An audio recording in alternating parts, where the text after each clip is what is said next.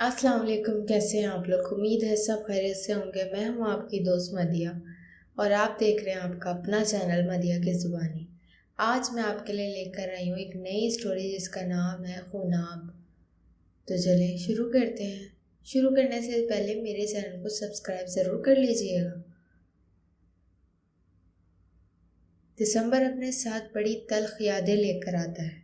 यहाँ पर देश में जैसे ही बर्फ़ गिरना शुरू होती है वैसे ही अपने देश की सुनहरी धूप के लिए दिल मचलता है। फिर मैं खामोशी से अपने पुराने कागजात खोल कर बैठ जाता हूँ। इन्हीं कागजात में मेरी ज़िंदगी की एक नामुकम्मल कहानी है जिसे मैं कभी मुकम्मल ना कर पाया। अगर आपसे हो सके तो इस कहानी को पढ़ लीजिए और उसे मुकम्मल करने में मदद कीजिए। मैं कई दिनों से इसी सोच में हूँ कि मेरी ज़िंदगी की सारी मंसूबाबंदी को तलपट करने में नगीना की सहरा अंगेज़ आँखों का ज़्यादा कसूर है, या फिर जुनैद और खालिद की दोस्ती ने मेरे साथ ये हाथ किरदार कर दिया। आप पूछेंगे कि ऐसा क्या हो गया है। किस्सा ये है कि मैंने अपने शानदार मुस्तकबिल, आसूदा हालात और कबले फ़क्र माजी को महज एक जज्बाती फ़ैसले के नज़र कर दिया है। मेरे वालिदैन मुझसे सख्त नाराज़ हैं। वो अपने एसाब को सुकून देने के लिए ये गर्मियाँ यूरोप में गुजारने का इरादा कर चुके हैं। इधर मैं लाहौर में एक मरकज़ाती गांव में बैठा अपनी ज़िंदगी के एक अहम याद एक डायरी में महफूज कर रहा हूँ। ज़ोहर की नमाज के वक्फे के साथ ही डिस्पेंसरी 2 घंटे के लिए बंद कर दी जाती है। डिस्पेंसरी के दोबारा खुलते ही मरीजों का इस कदर रश हो जाता है कि मुझे सोचने की मोहलत ही नहीं मिलती। जब मैंने यहाँ के लोगों का इलाज करना शुरू किया है तब से उन्होंने मुझे एक देवता का दर्जा दे दिया है। उनका सब बस नहीं चलता कि वो मेरे कदमों की जगह अपना दिल रख दें। रात के 8 बजे डिस्पेंसरी बंद करके मैं लाहौर की तरफ रवाना हो जाता हूँ। इसी शहर की दौड़ती भागती दुनिया में कहीं मेरी ज़िंदगी की कहानी भी बसी हुई है। गोया कि मैं यहाँ एक फैशन अबील इलाके का मकीन हूँ, मगर मुझे अंदरूने शहर की गलियों से ज़्यादा प्यार है। अपने घर के यूरोपी और चाइनीज़ स्टाइल के खानों को छोड़कर मैं खालिद और जुनैद के यहाँ जाकर कीमा वाले पराठे और निहारी बड़े शौक से खाया करता। मम्मा और पापा ने पहल में इन दोस्तों से पर सख्त नाक मुँह चढ़ाई। इन्हें अपने स्टेटस से कम तर लोगों से राह रस्म बढ़ाना बेहद नापसंद था, लेकिन फिर किसी न किसी तरह खालिद और जुनैद के बेपनाह खुलूस ने इन्हें भी दोनों का दीवाना बना दिया था।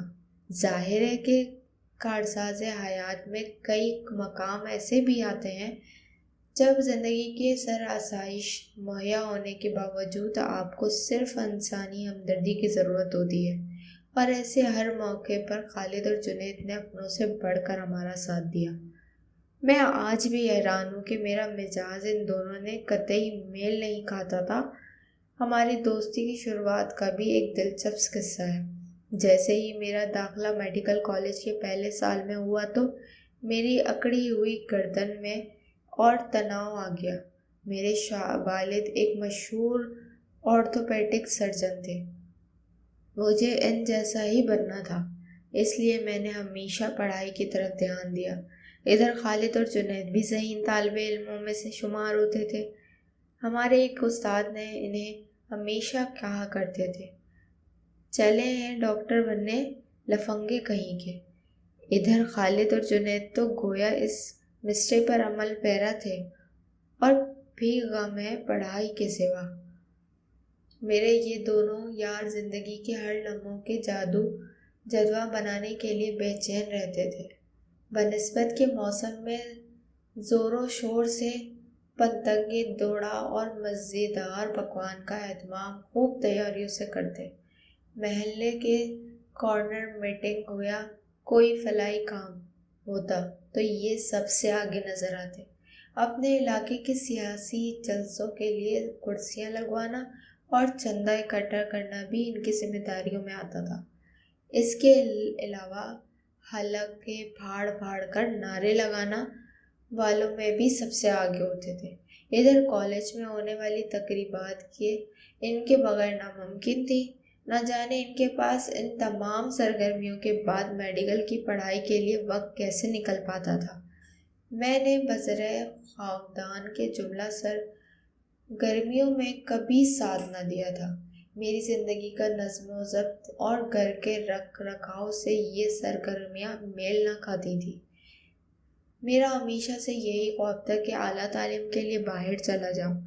میرے ایک بھائی امریکہ میں مستقبل قیام پذیر ہو گئے تھے، میں بھی مستقبل طور پر امریکہ ہی رہنا چاہتا تھا۔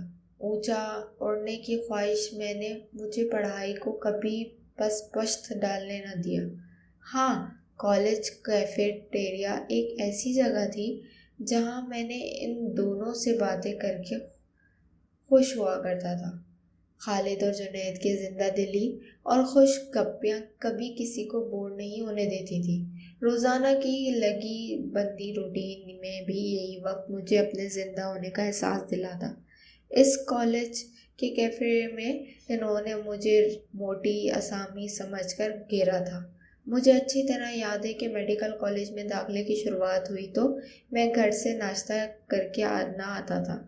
میری ان دنوں مما سے سر جنگ چل رہی تھی۔ نوکریوں کو ہاتھ کا بنا ناشتہ مجھے سخت ناپسند تھا۔ دوسری جانب مما کی سماجی زندگی کے تقریبات رات تک جاری رہتی، اس لیے ان سے صبح اٹھنا مشکل ہو جاتا تھا۔ مما کا خیال تھا کہ میں بیکار ایک فضول سی بات کے لیے ضد کر رہا تھا۔ بہرحال میں ہر روز دوپہر ریٹ کی پڑھائی کے بعد کالج کیفیٹیریا آ جاتا اور خوب ڈھیر ساری عالم غالم چیزیں منگوا کر ناشتہ کرتا۔ خالد اور جنید بڑے عرصے سے میری بے آس خوری تاک رہے تھے اور درزدہ نظروں سے دیکھ رہے تھے اور آپس میں اشاروں کہانیوں میں باتیں بھی کرتے تھے۔ مجھے ان کی رالیں صاف ٹپکتی نظر آ رہی تھی۔ پھر میں نے بھی انہیں کسی قسم کی اہمیت نہ دینے کا فیصلہ رکھا تھا، کیونکہ کچھ عرصے پہلے وہ کالج میں منعقدہ تقریبات میں ایک خاکے کے دوران میرا اچھا خاصا مذاق اڑا چکے تھے۔ خاکے کا نام تھا صبح کا ناشتہ۔ کالج کا حال حاضرین سے کچا کچ بھرا ہوا تھا اور ان دونوں نے ایک مشترکہ خیر حرکتوں سے پورے حال کو ہنسا ہنسا کر لوٹ پول کر دیا تھا۔ تقریب کے بعد میں نے ان دونوں کو جی بھر کر گالیاں دی۔ جواب میں وہ کب رکنے والے تھے، انہوں نے بھی جواباً مجھے موٹا سانڈ کہہ کر پکارا۔ خیر خاصی گرما گرمی ہوئی، پھر کچھ عرصے بعد کلاس فیلوز نے ہماری صلح کرا دی۔ یہی صلح بعد میں ایک ہمیشہ قائم رہنے والی پرخلوص دوستی کی بنیاد بنی۔ آپ سوچ رہے ہوں گے اس سارے قصے کے بیچ میں ابھی تک میں نے نگینہ کا ذکر نہیں کیا۔ دراصل جب میں ماضی کے افق کی طرف نظر پڑی ہے، وہاں خالد اور جنید چھائے ہوئے ہیں، جبکہ نگینہ میرے دل کی دھڑکن ہے۔ پھر یہ بھی کہ دل کی باتیں کرنے میں مجھے کوئی خاص ملکہ حاصل نہیں تھی۔ جن دونوں ہم ہاؤس ڈراپ کر رہے تھے، اس وقت میں نگینہ کے عشق میں پوری طرح ڈوب چکا تھا۔ نگینہ میری خالہ کی بیٹی ہے۔ نگینہ کی بہن شادی کا ہنگامہ بھی برپا تھا۔ خالد اور جنید کو جب اس شادی کے بھنک پڑی تو وہ حسب عادت میرے سر ہو گئے کہ خالد کے گھر ہونے والی شادی کا دعوت نامہ دو۔ آپ کو میں پہلے ہی بتا چکا ہوں کہ انہیں ایسے موقع پر کرسیاں اور کناتے لگانے کا کتنا شوق تھا۔ دوسری بات یہ کہ شادی کے مرگن خانوں کے لیے وہ ویسے ہی بے چین ہو رہے تھے۔ غیر جس وقت ہم خالہ کی کوٹھی کے مین گیٹ سے اندر داخل ہو رہے تھے تو نگینہ پودوں کو پانی دے رہی تھی۔ اس نے چونکہ ہم کو نہیں دیکھا تھا، ہم تینوں وہیں موجود تھے۔ اس کی خوبصورت آنکھوں میں ایسا نشہ تھا کہ بندہ بن پیے ہی ڈول جائے۔ میں تو پہلے ہی اپنا دل ہار بیٹھا تھا۔ میرے دوستوں کو اس روز سمجھ آ گیا تھا کہ میں نگینہ کو کیوں دیوانہ بنا پھرتا تھا۔ خالد نے چپکے سے کہنا شروع کیا، یار ہمیشہ ایسا کیوں ہوتا ہے کہ جب ہیرو کسی ہیروئن کے عشق میں گرفتار ہوتا ہے تو ہیروئن پودوں کو پانی دے رہی ہوتی ہے، یا پھر اس کی گاڑی کا ٹائر پنچر ہو جاتا ہے، یا پھر اسی سنہ میں نگینہ اپنا کام چھوڑ کر ہمارے جانب آ چکی تھی۔ میں نے اسے جنید نے دانت کچکچا کر کہا، بکواس بند کرو، اور تبھی خالد خاموش ہو گیا۔ اس واقعے کے بعد میں نے مختلف حوالے بہانوں سے خالہ کے یہاں جانا شروع کر دیا۔ مما میرے دل کی بات جان چکی تھی، خوشی سے ان کا کوئی ٹھکانہ نہ تھا۔ انہوں نے خدا کا ہزار بار شکر کیا کہ میں نے ان کے معیار کی لڑکی تلاش کر لی تھی، ورنہ خالد اور جنید کی دوستی کی وجہ سے انہیں یہی ڈر رہتا تھا کہ انہیں اپنے لاڈلے بیٹے کی بارات اندرون شہر کی گندی گلیوں میں نہ لے جانی پڑے، جن کی بدبو انہیں ایک ہفتے کے لیے بیمار کرنے کے لیے کافی ہوتی ہے۔ ادھر میری اور نگینہ کی بات پکی ہو گئی تھی، لیکن ایک بے چینی تھی اور یہ میری روح میں سرایت کر رہی تھی۔ میری زندگی میں ملنے والی ہر وہ شخصیت جسے میں نے اپنے دل میں جگہ دیتا تھا، وہ میرے کسی نظریے سے میل نہ کھاتی تھی۔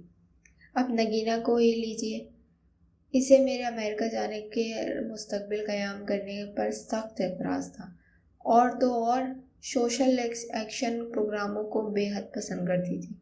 ایک دن محترمہ میرے ساتھ خالد کے گاؤں کا دورہ کرنے چلی گئی۔ خالد آج کل ہاؤس جاب کرنے کے بعد اپنے گاؤں کے ڈسپینسری چلا رہا تھا۔ نگینہ کے سارے حالات کا جائزہ لے کر فیصلہ کیا کہ وہ یہاں لڑکیوں کے لیے دستکاری اسکول کھولے گی اور ان کی پڑھائی کا بھی بندوبست کرے گی۔ پتہ نہیں یہ سارے سرپرے لوگ میری قسمت میں ہی کیوں لکھ دیے گئے تھے۔ ملک میں ان دنوں ایوب خان کے مارشل لاء کے آخری دن چل رہے تھے، اور شہر کو کیا ملک بھر میں طالبہ یونینوں کے ہنگامیوں کی وجہ سے عجیب قسم کی بے چینی پھیلی ہوئی تھی۔ دوسری طرف جنید کی شادی کی تاریخ پکی ہو چکی تھی۔ اس کی منگنی بچپن سے ہی طے تھی۔ 25 دسمبر کا دن میں کیسے بھول سکتا ہوں؟ میرے یار کی شادی تھی۔ میں بارات میں جانے کے لیے زور و شور سے تیاریوں میں مصروف تھا۔ بس ایک ہی فکر تھی کہ وقت پہنچ جاؤں۔ ہم گھر سے نکلنے ہی والے تھے کہ اچانک فون کی گھنٹی بج اٹھی، اور یہی تھا کہ جس نے میری ساری زندگی کا رخ موڑ دیا۔ یہی وہ پل ہے جنہوں نے مجھے ہوش و خرو کی دنیا سے بے پرواہ کر دیا تھا۔ مجھے کچھ یاد نہیں رہا کہ اس خبر سننے کے بعد میرے ارد گرد کیا ہو رہا تھا۔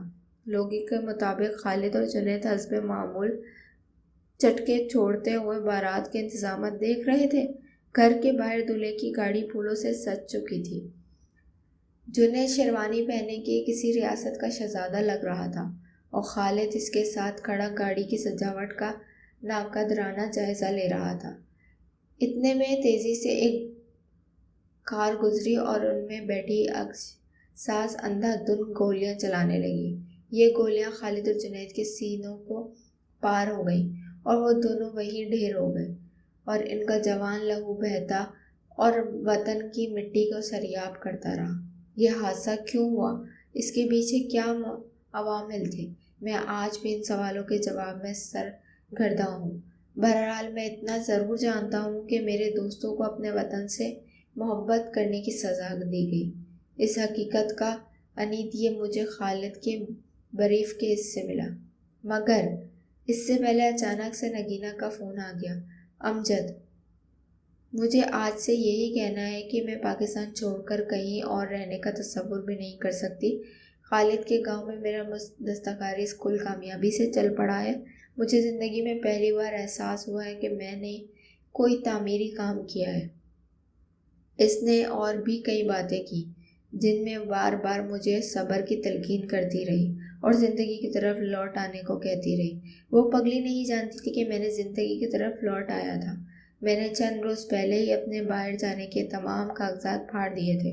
اس کے بعد میں پاگلوں کی طرح سارے شہر کی خاک چھانتا رہا اور بس بیٹھ کر خالد کے گاؤں جا پہنچا۔ اس کی ڈسپینسری میں خاک اڑ رہی تھی۔ میں کافی دیر وہاں بیٹھا رہا، روتا رہا، اتنا رویا کہ پھر میرے پاس کوئی آنسو نہ بچا۔ خالد کے بریف کیس میں کچھ خطوط، پرانے عید کارڈز اور دیگر ضروریات کے کاغذات پڑے تھے۔ وہ شاید تھانے میں کوئی رپورٹ جمع کرانا چاہتا تھا۔ اس نے اپنے ہاتھ سے ڈائری میں کچھ نوٹس لکھے ہوئے تھے۔ پچھلے کچھ عرصے سے اسے دھمکی امیز فون کالز آ رہی تھی۔ ضرور کوئی ایسے ان دن دیکھے لوگ تھے جو اس کی سرگرمیوں پر نظر رکھے ہوئے تھے۔ شاید حکومت وقت اس کا طلبہ احتجاجی تحریک میں حصہ لینا پسند نہیں کیا تھا۔ ان نوٹس میں کوئی ایسا ثبوت نہیں تھا جس کی بنیاد پر کوئی قانونی کارروائی کر سکتا۔ اب میرا زیادہ وقت خالد کی ڈسپینسری میں گزرنے لگا۔ مجھے لگتا تھا خالد اور جنید میری رگ گروپ میں سما گئے ہیں۔ اس روز جب میں نے انہیں حد میں اتارا تھا تو میں نے اپنا وہیں دفن کر دیا تھا۔ ان کے سب سے خواب میں اپنی آنکھوں میں بسا لیے تھے۔ خالد کی ڈسپینسری اب خیراتی ہسپتال میں تبدیل ہو چکی تھی۔ اپنی بیوی نگینہ کی مدد سے میں نے اور بھی فلاحی ادارے قائم کیے تھے۔ ہماری اچھی زندگی گزر رہی تھی۔ پھر مجھے نہ جانے کیا سوجی، ایک دوسرے نام سے اخبارات اور رسالے پر ملکی حالات پر مضامین اور کالم لکھنا شروع کر دیا۔ پھر وہی ہوا جس کا مجھے ڈر تھا۔ میں نے گھر والوں کو دھمکی امیز فون کالز کے بارے میں بتایا تو میرے والدین نے ایک ہی ہفتے میں سب گھر والوں کی امریکہ کی فلائٹ بک کروا دی۔ اس بار نگینہ نے کوئی اعتراض نہ کیا۔ نہ جانے، پہلے میں اپنے یاروں کی قبر پر فاتحہ پڑھنے گیا اور سوچتا رہا کہ خالد اور جنید کا خون پانی سے بھی سستا تھا۔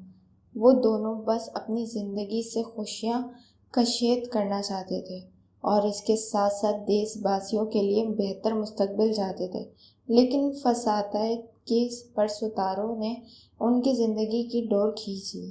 ہم کب تک سوچ میں پہر بٹھاتے رہیں گے؟ کب تک ہمارے ہم وطن ہجرتوں کا عذاب سہتے رہیں گے؟ ہم کب خون اور آب میں فرق رکھیں گے؟ کب سیکھیں گے؟ امید ہے آپ کو یہ سٹوری خناب پسند آئے گی۔ تو پھر ملیں گے نیکسٹ سٹوری میں۔ جب تک کے لیے اللہ حافظ۔